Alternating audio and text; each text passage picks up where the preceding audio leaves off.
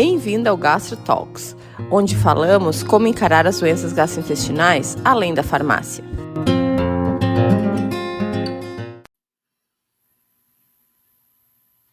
Olá, pessoal, tudo bem? Meu nome é Candice Krumel.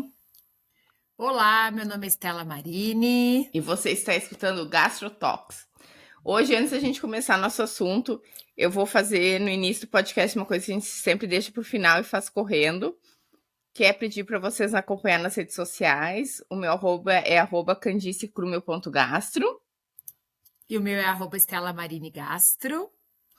E a gente queria dizer para vocês, simples, se vocês quiserem colocar ali sugestões, né, para o programa, de temas para a gente falar, ia ser bem legal. Hoje o tema escolhido foi pela Stella, até vou ler aqui o títulozinho certinho, que é câncer de intestino, o que fazer para prevenir? Stella, me fala uma coisa, dentre as 20 coisas que eu te mandei, por que tu escolheu falar de câncer de intestino, ou como nós médicos chamamos, câncer coloretal? Então, nós sabemos que o câncer de intestino, ele é, dentre as mulheres, o segundo câncer mais comum. Tirando o câncer de pele, né? Então viria mama e depois intestino. E nos homens, ele é o terceiro. Viria, na verdade, próstata, né? Pulmão e depois câncer de intestino. Então, realmente, ele é um câncer muito prevalente, muito frequente na nossa população. E nos últimos tempos, tem uma questão epidemiológica muito importante, que é o aumento da ocorrência de casos em pessoas jovens. Tanto é que tem surgido frequentemente na mídia casos de pessoas conhecidas. Então, esse assunto gera bastante dúvida. E eu percebo no nosso dia a dia de consultório, cada vez mais eu tenho recebido pacientes que buscam, sim, fazer exames de prevenção, que já estão atentos a esse aumento de câncer de intestino entre jovens. Então, esse realmente é um assunto que eu acredito que seja muito importante, ainda mais nos dias de hoje, né, Candice, com todo esse... Essa coisa de jovens é muito interessante. Há uns 2, 3 anos atrás, eu acho que na época da pandemia, eu estava fazendo um congresso, eles mostraram um gráfico mostrando que a mortalidade de câncer de intestino, ela vem diminuindo. Tipo assim, acima de 60 anos diminuindo, acima de 50 anos diminuindo, e acima de 40 anos aumentando. Né? Isso é por causa do Exatamente. rastreamento, porque na verdade, assim, acima de 60, acima de 50, a gente faz prevenção. Acima de 40, não, né? Então, o que eles viram é que aquela faixa ali, entre agora a faixa assim de risco assim para mortalidade entre 40 e 45, 49 anos. Porque acima de 50 o pessoal vai atrás, acima de 60 o pessoal vai atrás. Nessa faixa etária o pessoal ainda tipo não vai atrás. Então às vezes tem sintomas, mas acha que não é nada e vai levando, né, até fazer algum exame. E claro que deve ter a ver com toda a nossa sociedade moderna, esse aumento de incidência, né? Mas chama atenção isso, como assim, agora a gente está baixando a idade para 45 anos e os nossos filhos vão ver baixar mais, vão ver baixar para 40, para 35, né? Isso que tu falaste é algo que lá em 2018, num congresso, por exemplo, a Sociedade Americana de Câncer já tinha orientado reduzir para os 45. Então, foi a Sociedade Americana do Câncer, a primeira sociedade que publicou um guia, um guideline, mudando, né, o início do rastreamento, o início dos exames de prevenção, que antes era aos 50 anos, justamente porque já estava se vendo esse aumento dos casos em pessoas jovens. Mas daí as outras sociedades demoraram alguns poucos anos para se darem conta da importância de antecipar os exames de Eu acho que prevenção. faz 2 anos que mudou para as outras, né? Isso, foi 2021, né? Mas a de câncer já estava desde 2018 Uhum. já emitindo esse alerta, especialmente nas populações consideradas de risco, como nós vamos ver na sequência. Candice, a tua câmera não está com uma resolutividade tão boa hoje, a resolução dela está... Mas, guria, eu acho que não te estressa, porque como eu sou a Tá. host, Então tá ela ótimo. vai dar tudo certo. Acho que não te estressa, porque como eu sou a host, Não, a ele qualidade do som tá se, bem. ele se conecta. Tá certo. Bom, Esther, então vamos falar um pouquinho sobre os fatores de risco? Perfeito. Vamos lá, que é realmente algo que é importante nesse momento, né? Nós entendermos, afinal, da onde vem, quais são os fatores que facilitam a ocorrência do câncer de intestino, né?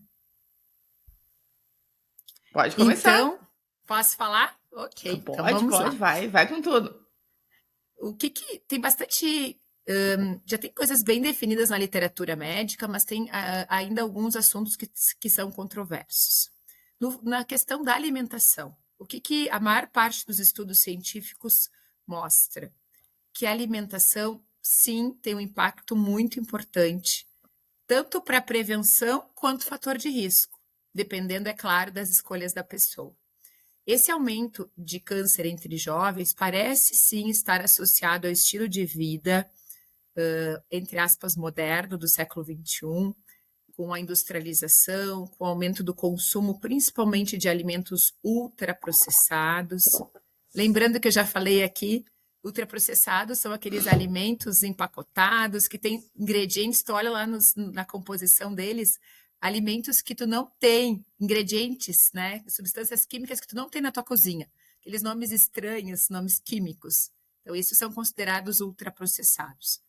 Então, esse aumento, essa dieta mais ocidentalizada, com o aumento do consumo de substâncias industrializadas, com a redução do consumo de fibras, com o aumento do sedentarismo e, consequentemente, da obesidade, parece ser realmente o grande fator de risco por aumento do câncer em populações jovens. Nós não temos assim exatamente é isso e deu. Não, claro que isso é muito difícil, né, Candice, estabelecer o fator causal. Mas a maior parte dos estudos, eles falam justamente a respeito disso. Na alimentação, como eu já havia falado, o consumo de fibras é um dos fatores que parecem trazer proteção para prevenção, não só de câncer, mas também dos pólipos, que são as lesões que antecedem ao câncer. Como nós já falamos anteriormente, nós temos dois tipos de fibras, as fibras solúveis e as fibras insolúveis. Eu li um estudo de meta-análise, que seriam vários estudos, né, que falava que aumento de 10 gramas no consumo de fibra por dia poderia reduzir, né, de forma muito significativa a ocorrência do câncer. Então, se a pessoa consegue ingerir as 30 gramas por dia, que é o indicado para a população em geral, realmente parece ter, quanto mais fibra, melhor. Tanto, e aí, Stella, solúvel ou insolúvel?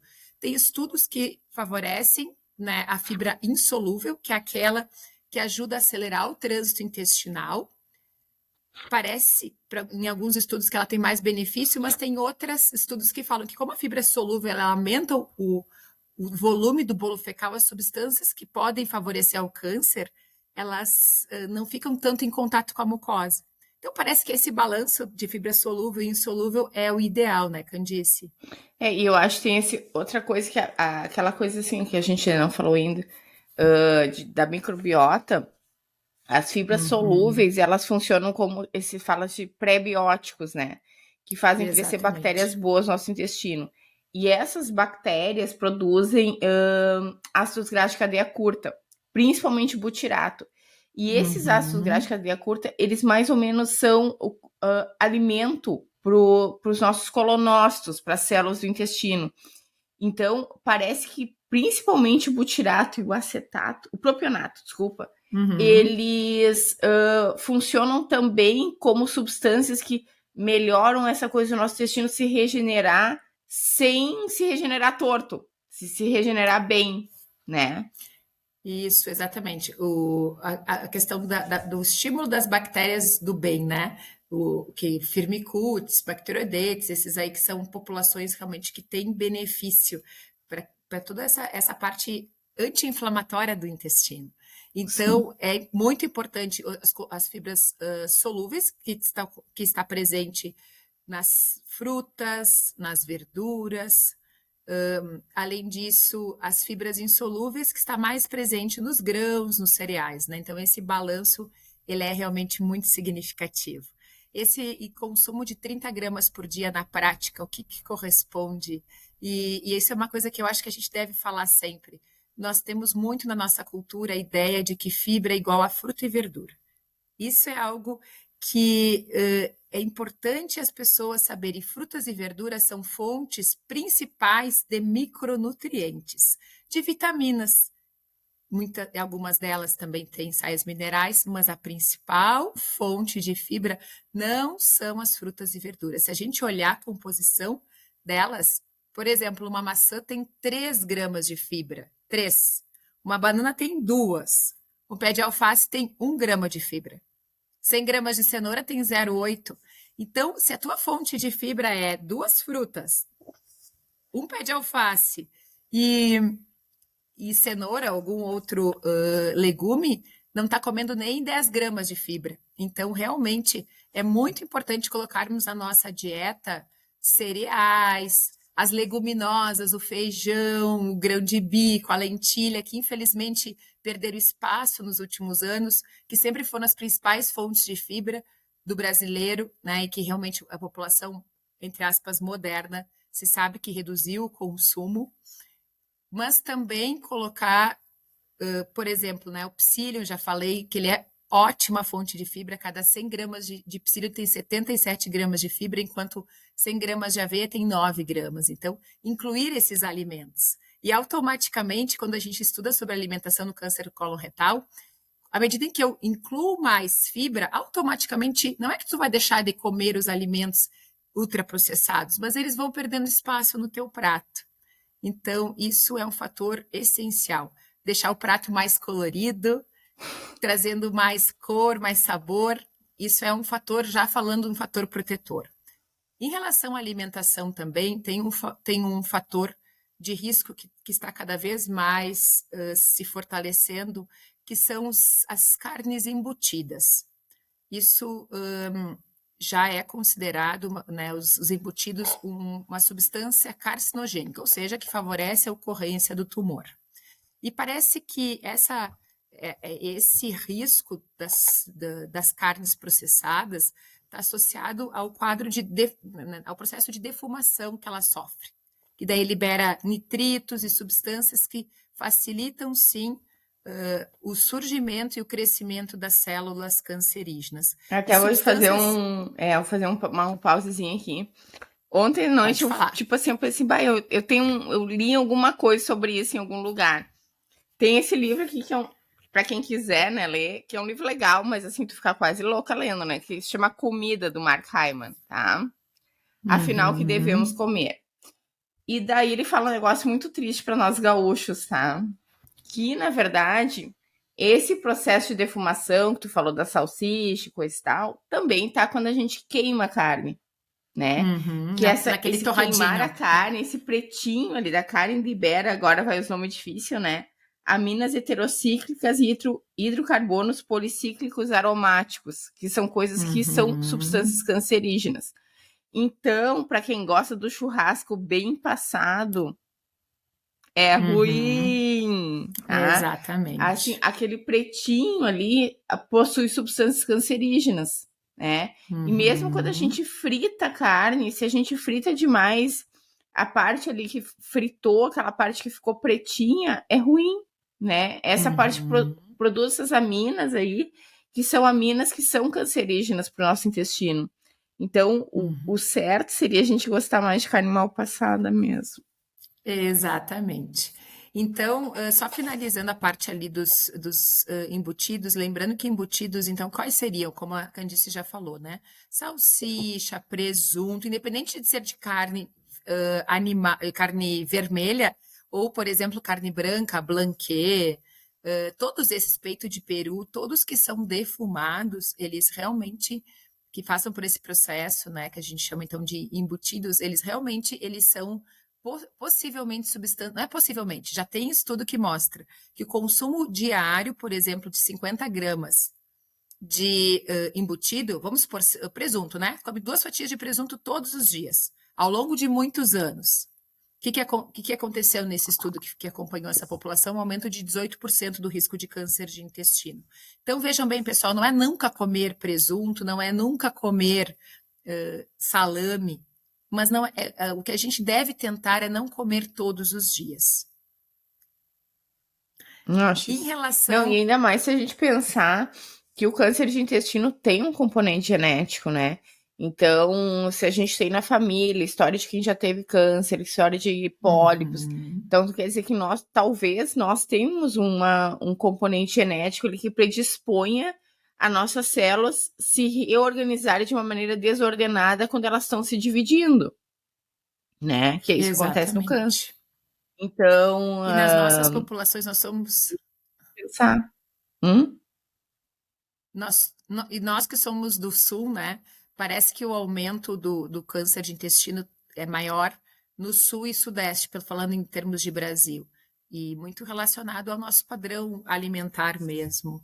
E falando da carne vermelha, já que a Candice falou do nosso churrasco, né, tão comum nos finais de semana dos gaúchos, a carne ainda é um fator controverso, a carne vermelha. Muito. Não é como, por exemplo, o embutido. O embutido já é bem estabelecido. A carne vermelha tem alguns estudos que realmente sugerem que não que a gente deva não comer carne vermelha, mas reduzir o consumo, porque ela é possivelmente, é isso que fala, né?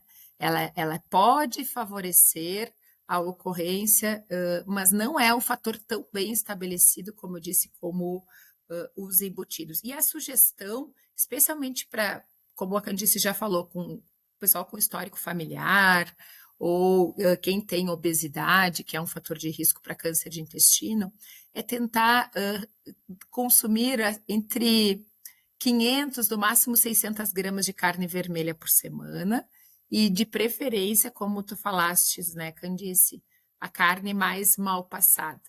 Isso realmente é um fator que parece, mas não é tão estabelecido, mas parece favorecer.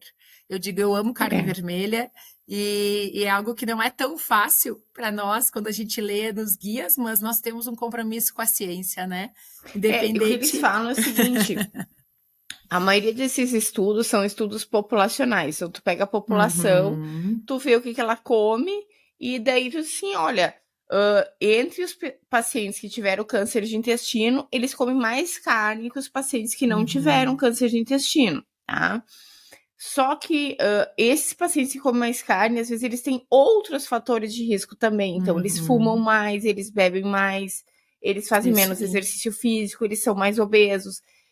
Tem muito viés nesses estudos populacionais. Então, o certo seria tu acompanhar uma população e ficar acompanhando e dar carne vermelha mais para uns, menos carne vermelha para outros, e depois de 20 anos ver o que acontece. É muito difícil fazer um estudo assim. Exatamente. Né? Por isso que esse então, estudo... Isso aí. Esses estudos, eles nos dão uma ideia, mas eles não podem dar certeza, porque na verdade tu tá vendo uma coisa que aconteceu. Então tu não sabe se é só a carne vermelha que tá envolvida no negócio, né? Tem muitos vieses, né? Ou seja, tem muitos fatores ali que influenciam. Então, esses estudos que definem causa, né? Como diz, né? Causalidade, então, o que realmente é muito difícil de estabelecer esse nexo causal, justamente por isso.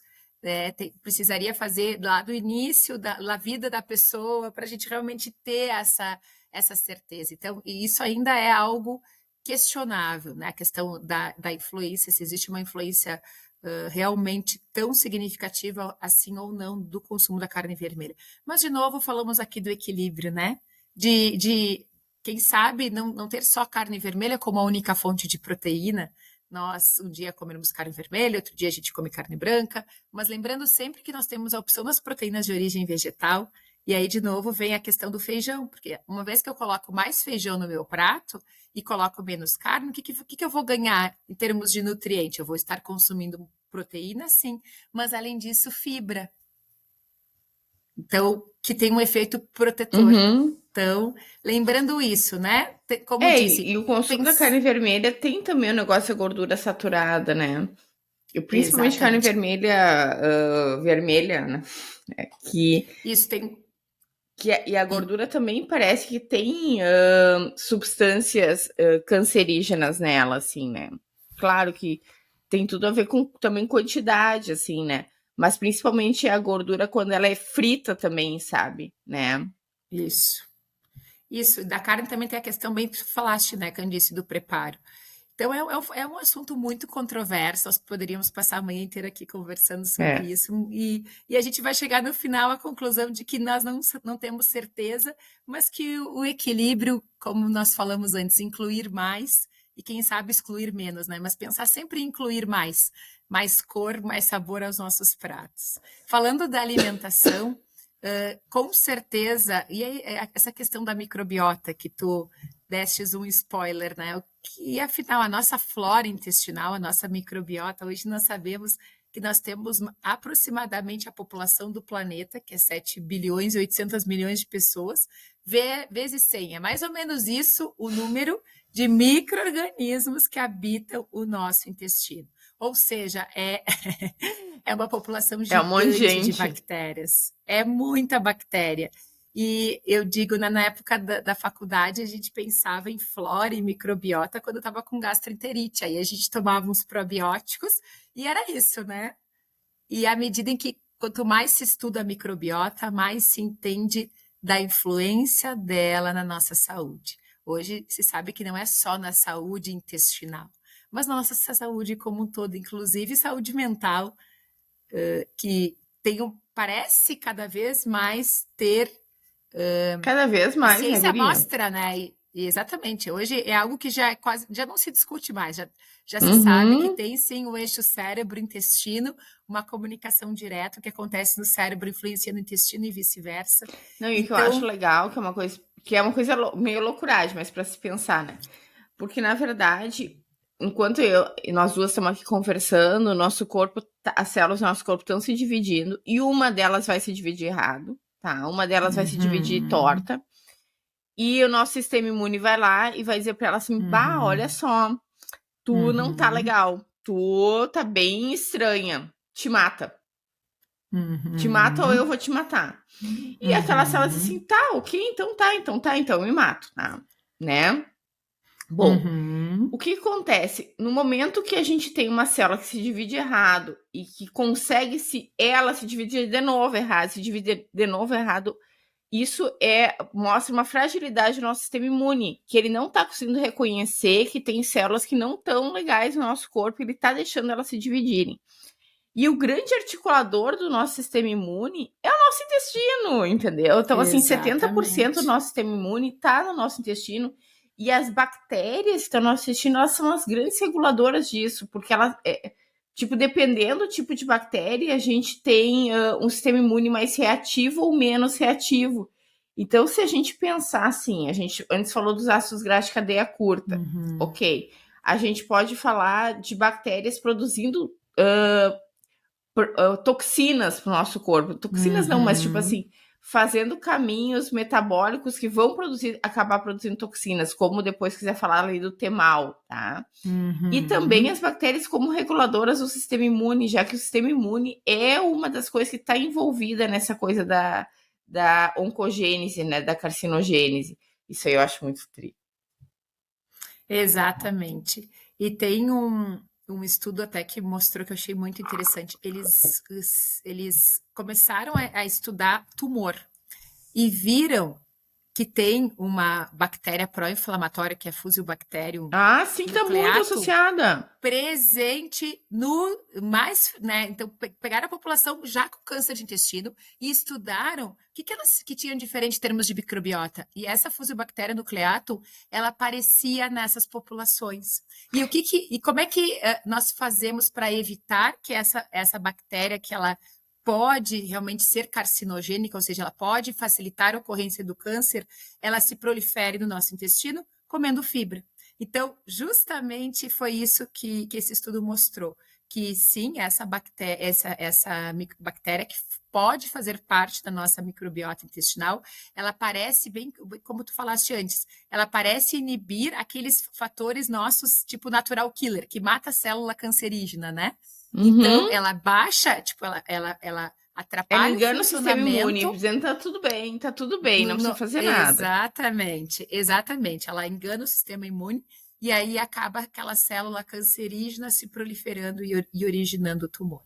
Então, isso corroborando, né, reforçando a importância de trazer mais fibra para a nossa alimentação. A fibra, ela também, como eu disse antes, ela protege, né, Candice, o contato direto dessa substância. Daqui a pouco eu comi lá, por isso que eu sempre digo, vai comer churrasco, não esquece de comer salada. Por quê? Porque a Uhum. salada vai acelerar o teu trânsito intestinal, então vamos supor que lá realmente tem alguma substância que facilita, né, que seja tóxica, que pode facilitar o surgimento de célula cancerígena. Mas à medida que eu coloco salada, o que acontece? Ela vai ficar menos tempo em contato com a mucosa ali do intestino. Além disso, o bolo fecal fica maior quando a gente consome mais fibra, então vai se dissolver mais essa substância que pode ser, né, origem de câncer. E, ao mesmo tempo, tem toda essa questão da fibra melhorando a ação, né, melhorando, aumentando a proliferação das bactérias do bem.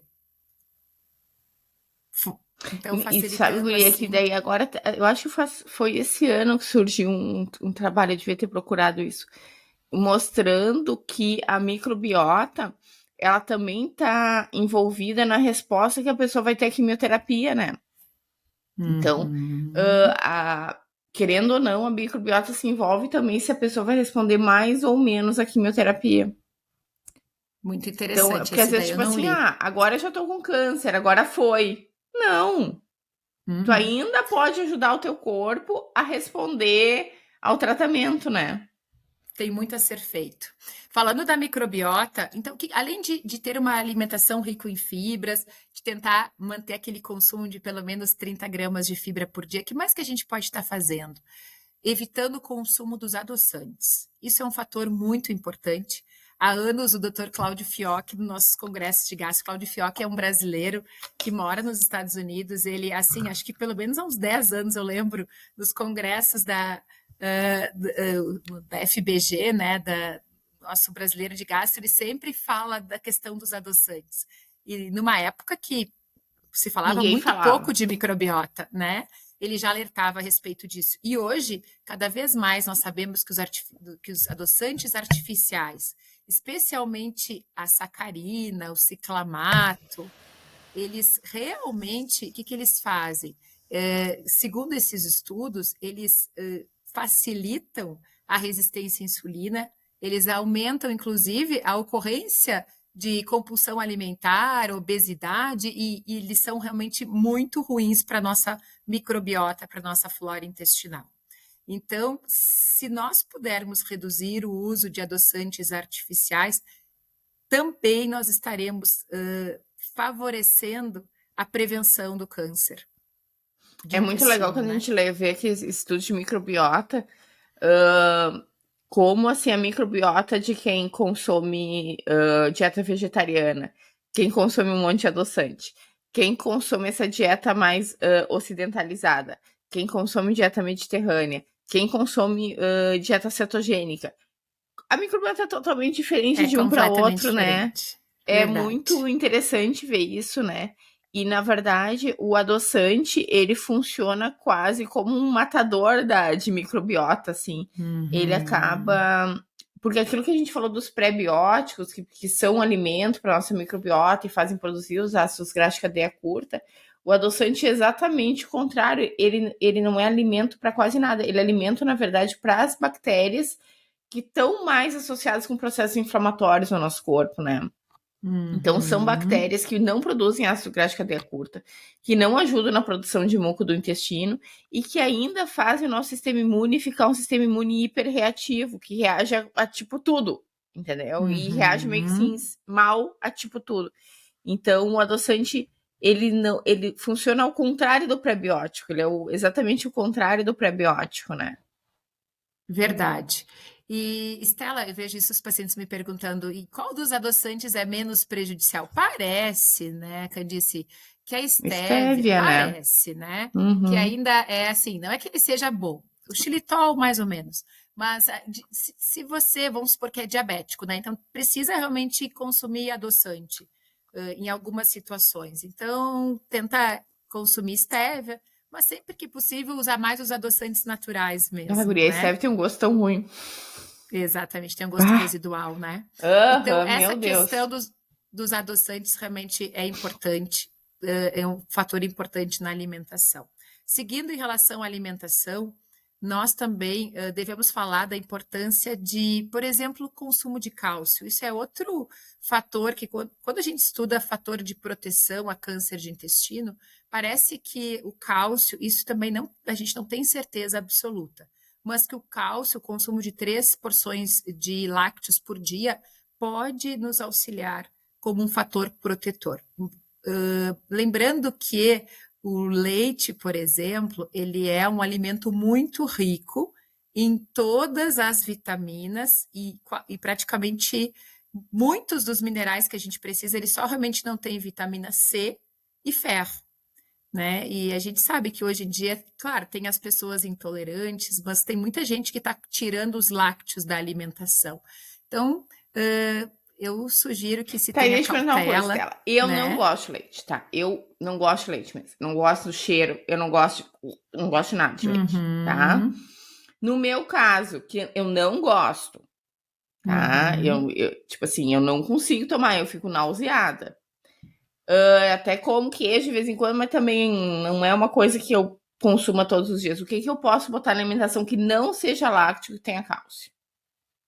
Então, tem alguns alimentos, tipo alguns vegetais, né, que contêm cálcio.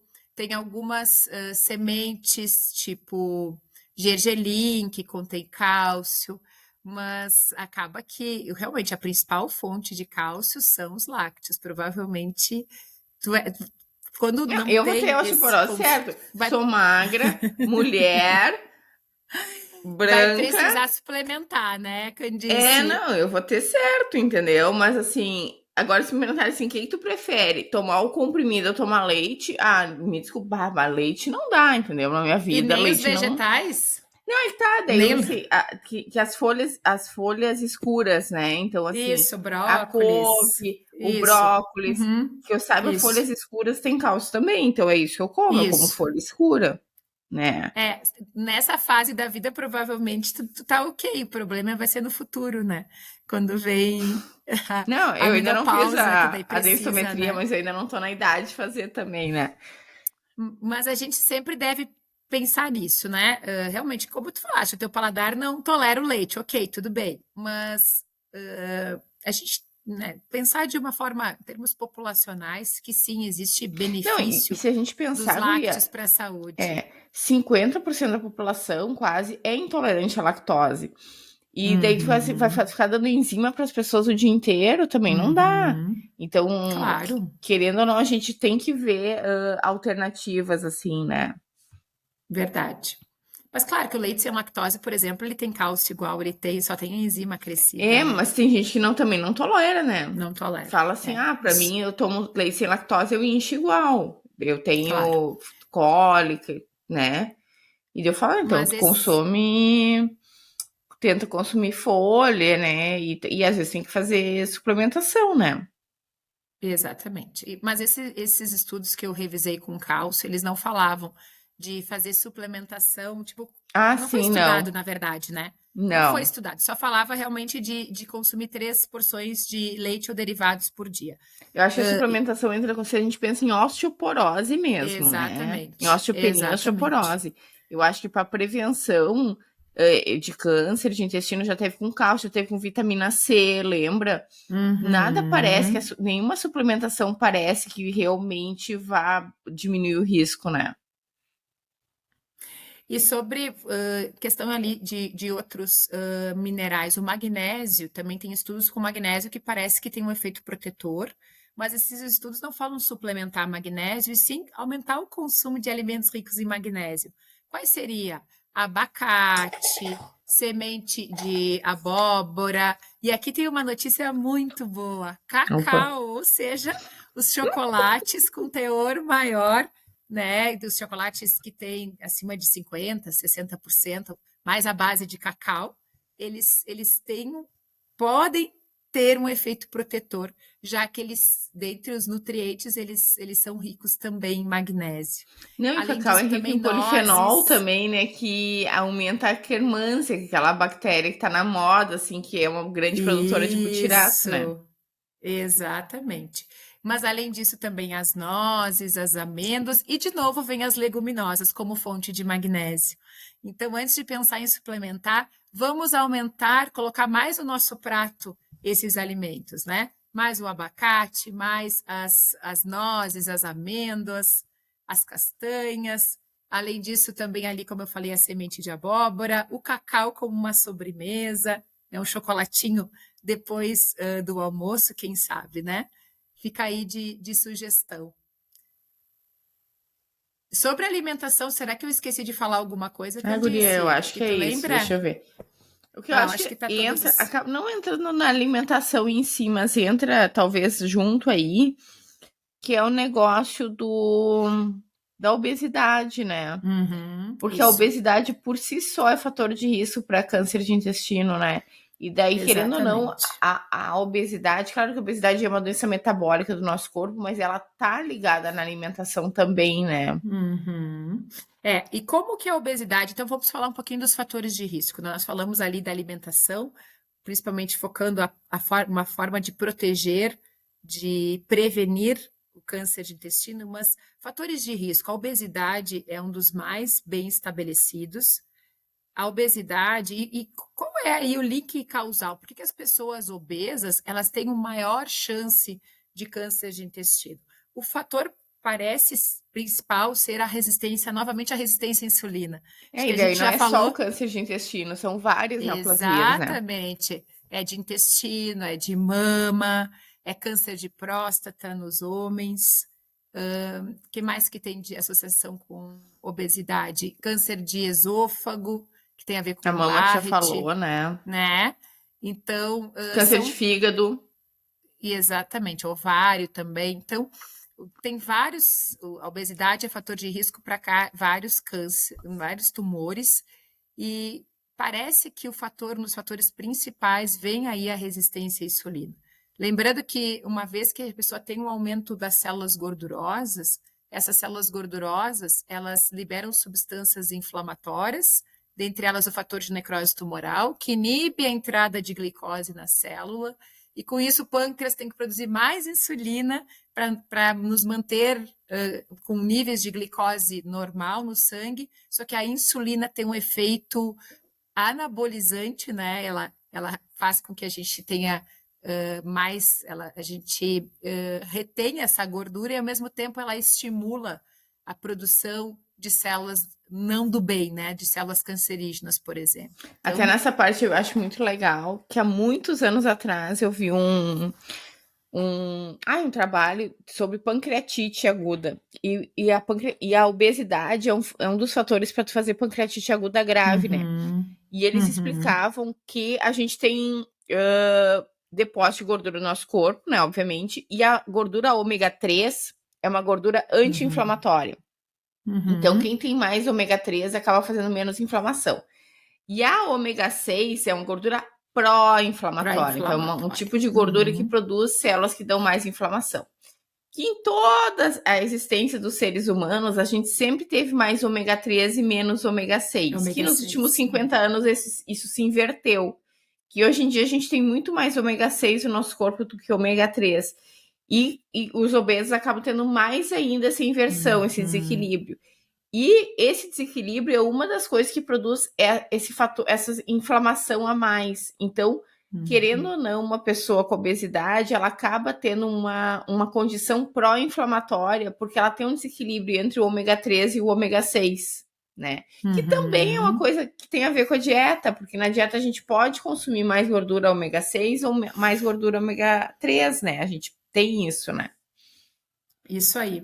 Então, não é só a resistência à insulina, não é só a questão do consumo do ômega, mas é uma série de fatores, né? Uhum. Que, que, que mostram, né, que faz com que a obesidade seja, sim, um fator de risco. Tem questões ali relacionadas à imunidade, como tu falasses também, né? Os nossos mecanismos de defesa que poderiam eliminar aquela célula diferente, ele acaba não conseguindo, ele perde essa capacidade de reconhecer aquela célula como cancerígena e ela acaba ganhando espaço, se proliferando. E realmente a insulina parece ser um fator importante. E aí, como fator protetor, vem a atividade física.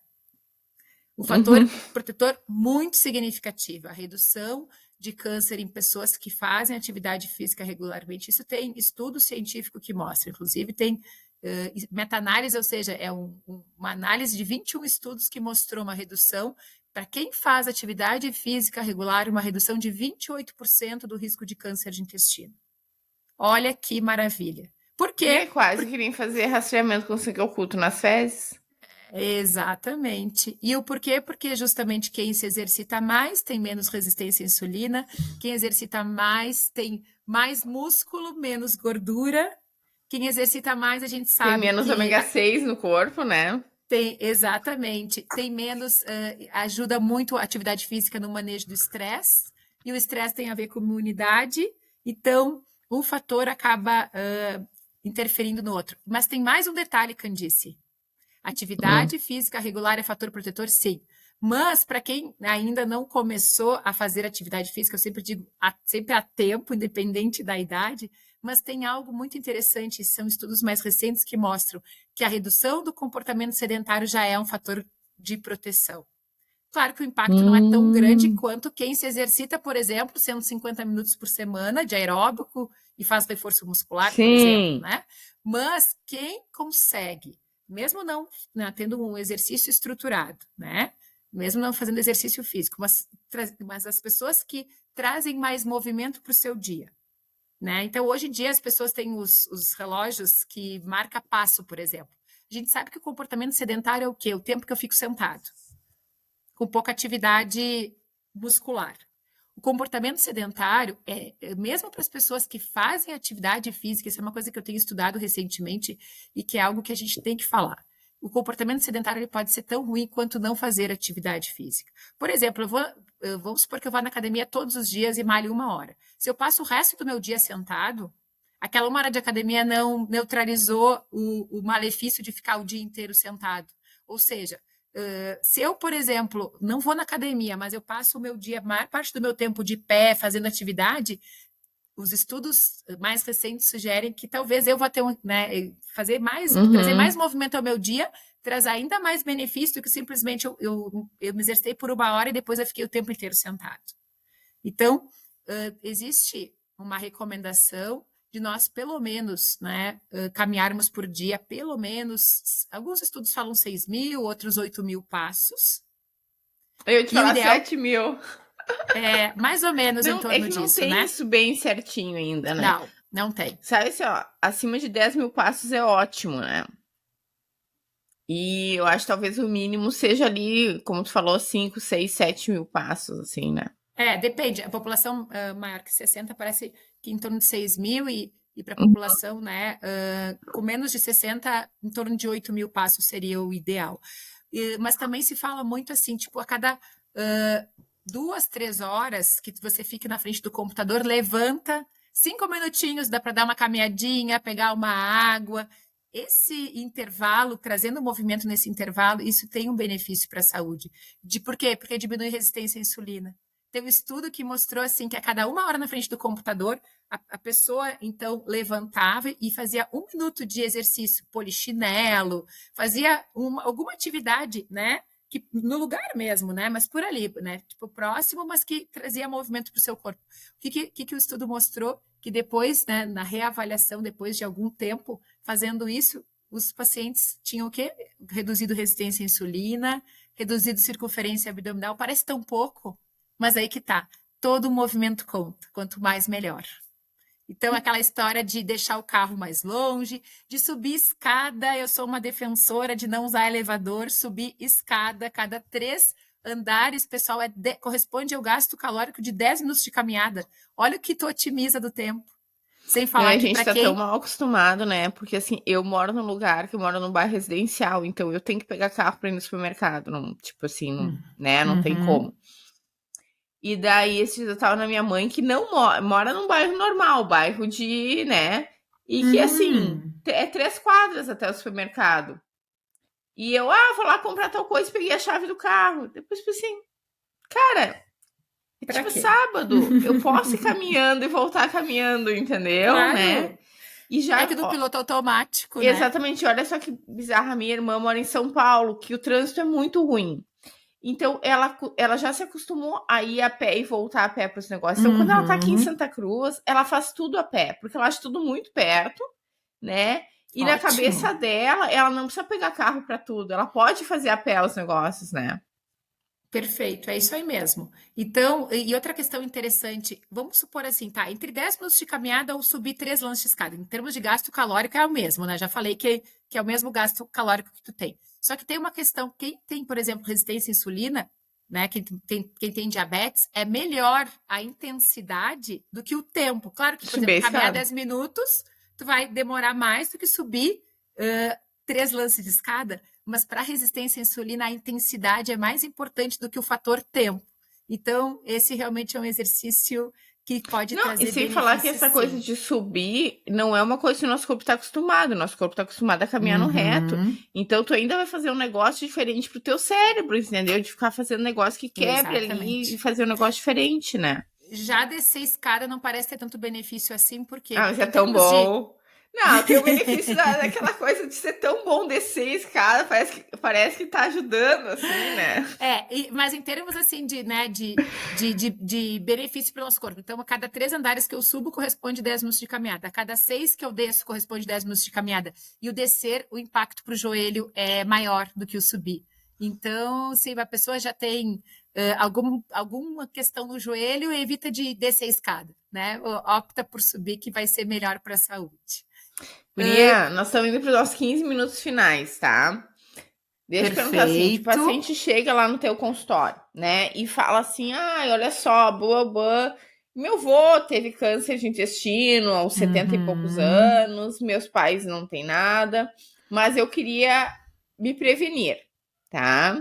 uhum, Daí eu acho que a gente já falou um pouco da alimentação, né? Já falamos da atividade física, de uhum. manter o IMC na faixa ali do normal, né? Um sobrepeso leve, talvez. Mas o que, que mais, assim, né? Na verdade, do ponto de vista, quando a gente fala em prevenção da medicina, a gente acaba entrando nos exames, né? Para fazer. Claro. Só tem um último fator que eu não Hum. falei, que agora eu lembrei, que é o álcool e o cigarro, né? Que são dois Uhum. fatores de risco, isso já bem definidos para câncer de intestino também.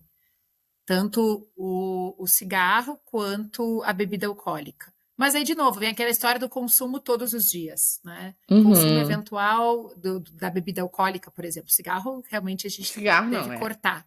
cortar. Mas a bebida alcoólica, o consumo eventual não parece se relacionar, a questão é consumir todos os dias. Mesmo uma dose baixinha, ela favorece, sim, ao câncer de intestino. Mas, então, seguindo a tua pergunta, então, que idade que tem esse paciente que tu tá me Ah, encaminhando? esse meu paciente tem 52. Tá, então ele tem 52 anos, vem fazer uma avaliação com gastro, porque tem um histórico, o avô teve câncer de intestino. Isso, Então, e ele quer evitar de ter.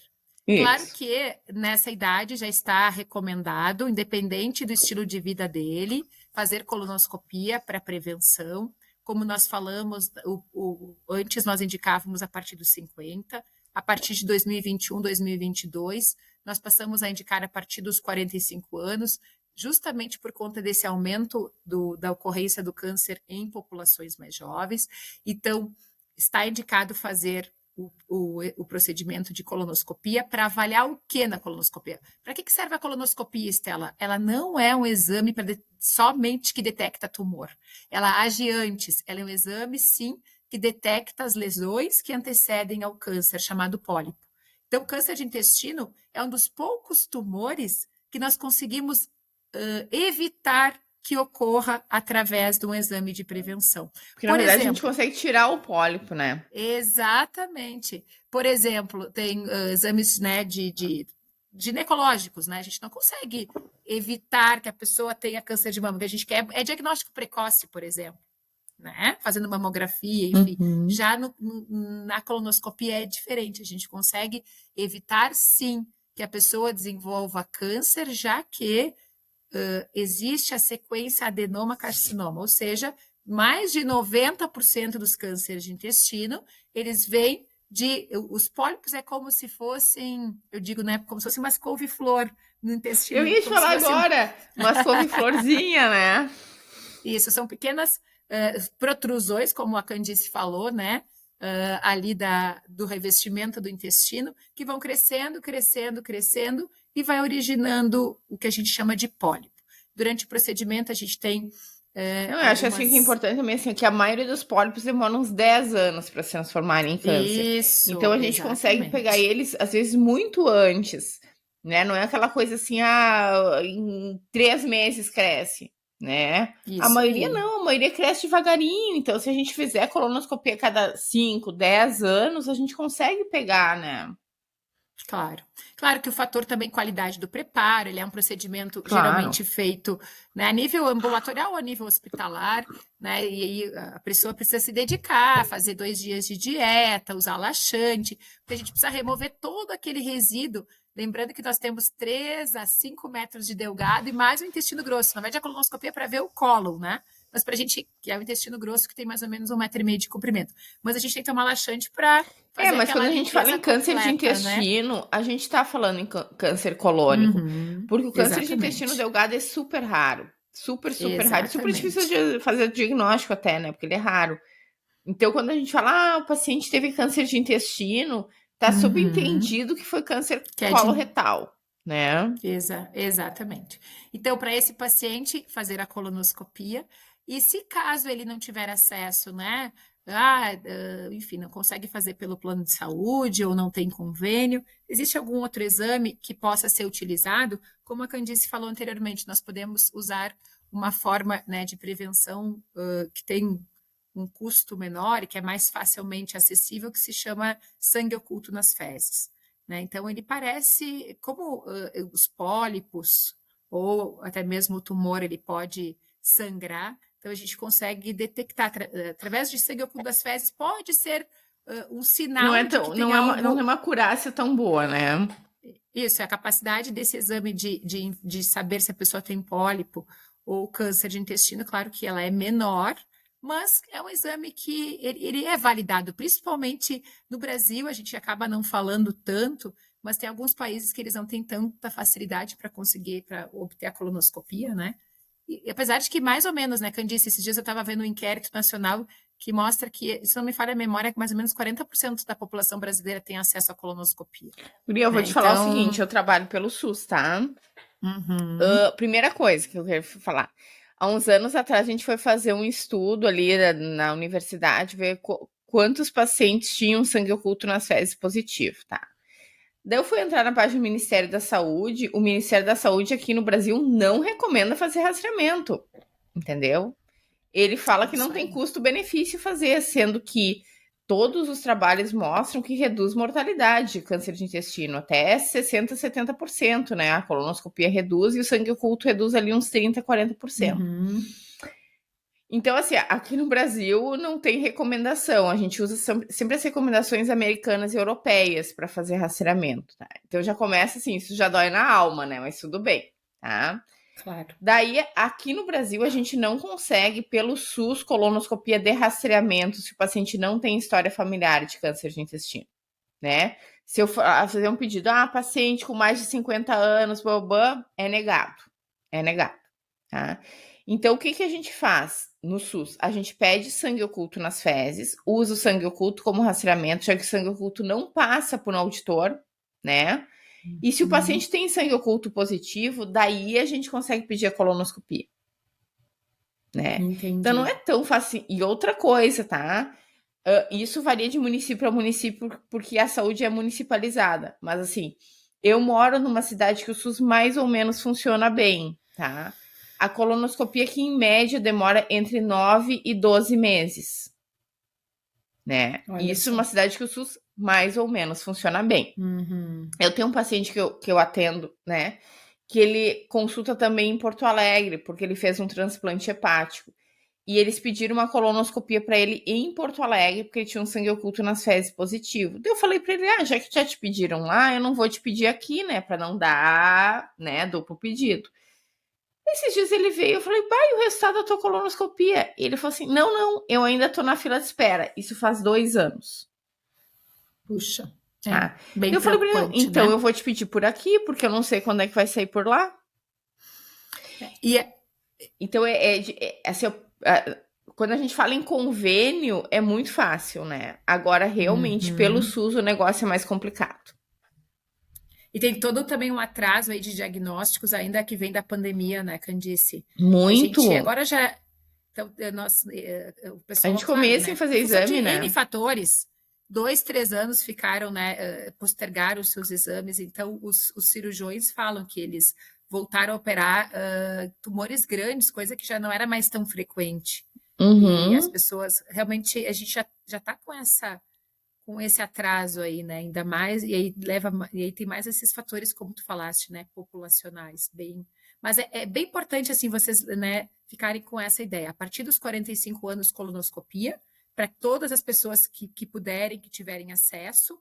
E se tem histórico familiar, né, de familiar de primeiro grau, a recomendação seria aos 40. Ou também tem uma outra recomendação que seria 10 anos antes do que o familiar teve.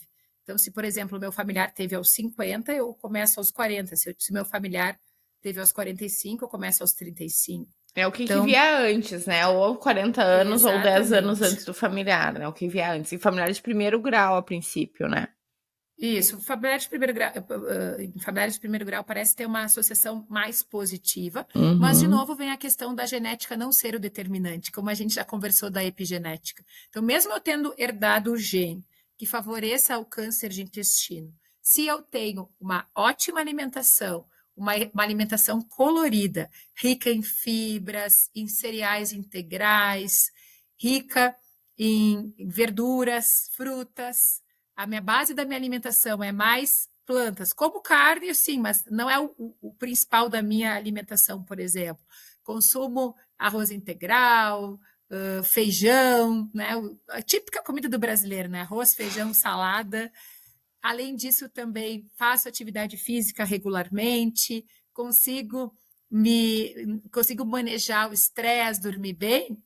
Eu posso, sim, mesmo tendo herdado, eu posso estar prevenindo a ocorrência do câncer de intestino. Então, para esse paciente, além de indicar a colonoscopia, eu também conversaria com ele sobre o estilo de vida dele, como é que está justamente esses fatores, né? A alimentação, o consumo de álcool, se fuma ou não fuma, se fuma, orientá-lo, né? Da importância de parar o cigarro. Além disso, se ele for sedentário, passar a trazer mais movimento para os seus dias. Claro que se ele for fazer aquela atividade física estruturada, melhor ainda, mas o simples fato de ele diminuir o tempo sentado, começar a caminhar mais, começar a fazer mais atividades no dia a dia, jardinagem, né? Tudo que todo movimento é bem-vindo, né? Pode ser cuidar mais do jardim, deixar o carro na garagem e passar, fazer as tarefas do dia a dia a pé. Isso sim já é fator protetor também. E fazer os Deixa eu ver se exames de ele. rastreamento, né? Tudo junto, tem que ser tudo junto. Exatamente. E evitar de ganhar peso também, né? Tentar Uhum. se manter ali dentro do peso, que isso também é um fator importante. Evitar os adoçantes artificiais. Isso. Esterinha, E 30 segundos, mensagem final. Então, pessoal, o câncer de intestino, ele é sim possível de ser prevenido. Busquem, né, se vocês têm histórico na família, busquem um médico para vocês estarem já a partir dos 40 anos, né, já sendo acompanhados, e para quem não tem histórico familiar a partir dos 45. Procure seu gastro, seu coloproctologista para fazer os exames de prevenção, mas não deixe de fazer sua parte. Isso A aí. colonoscopia ela é importante, mas também não deixem de fazer a sua parte, cuidando ainda mais da sua saúde. Na verdade, assim, querendo ou não, a gente não é só o intestino, a gente é todo o corpinho com o intestino ali junto, né? Exatamente, nós somos um todo, né? O intestino faz parte desse todo. Então tá, pessoal. Pra quem tá nos ouvindo no Spotify, pode nos ver no YouTube também. Eu com minha carinha de sono, a Estela, como sempre, super bem. né? E para quem tá nos vendo no YouTube, se vocês quiserem nos escutar enquanto estão andando de carro, podem nos escutar no Spotify também, Gastrotalks. Certo? Tchau, Estela. Até a próxima. Beijo. Até a próxima. Beijo. Tchauzinho. Tchau.